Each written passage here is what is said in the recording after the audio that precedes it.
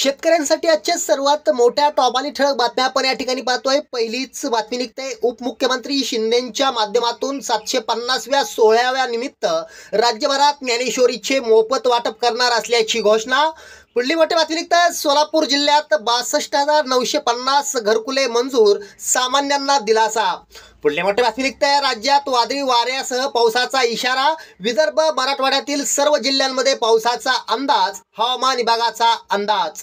पुढली मोठी बातमी निघते, यंदा कर्जमाफी नाही, अजितदादांचं वक्तव्य, विरोधकांची सरकारवर सडकून टीका। पुढली मोठी बातमी निघते, राज ठाकरे सोबतच्या युतीसाठी उद्धव ठाकरे महाविकास आघाडी सोडणार, तुम्हाला काय वाटतंय खाली कमेंटमध्ये आम्हाला नक्की कळवा। पुढली मोठी बातमी निघते, साठवणूक केलेल्या हरभऱ्याला नाममात्र भाव, शेतकऱ्यांच्या अडचणी वाढल्या। पुढली मोठी बातमी निघते, रखडलेली कर्जमाफी, कमी विमा परताव्यामुळे शेतकरी सरकारवर नाराज।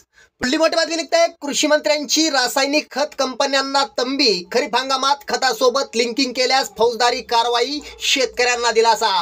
पुढली मोठी बातमी निघते, सातबारा उतार्या संदर्भात राज्य सरकारचा मोठा निर्णय, महसूल विभागाचे परिपत्रक जारी। पुढली मोठी बातमी निघते, लाडक्या बहिणीसाठी सामाजिक खात्याचा निधी वळवला, मंत्री संजय सिरसाट यांची माहिती। पुढली मोठी बातमी निघते, अल्पभूधारक शेतकऱ्यांना ट्रॅक्टर खरेदीची संधी, 200 कोटींच्या कृषी यांत्रिकीकरण अभियानाला मंजुरी। पुढली मोठी बातमी निघते, सरकारी अनुदान 12 मे पूर्वी लाभार्थ्यांच्या खात्यात जमा करा, शासनाचे आदेश, शेतकऱ्यांना दिलासा। शेतकऱ्यांसाठी या होत्या सर्वात मोठ्या टॉप आणि ठळक बातम्या। धन्यवाद।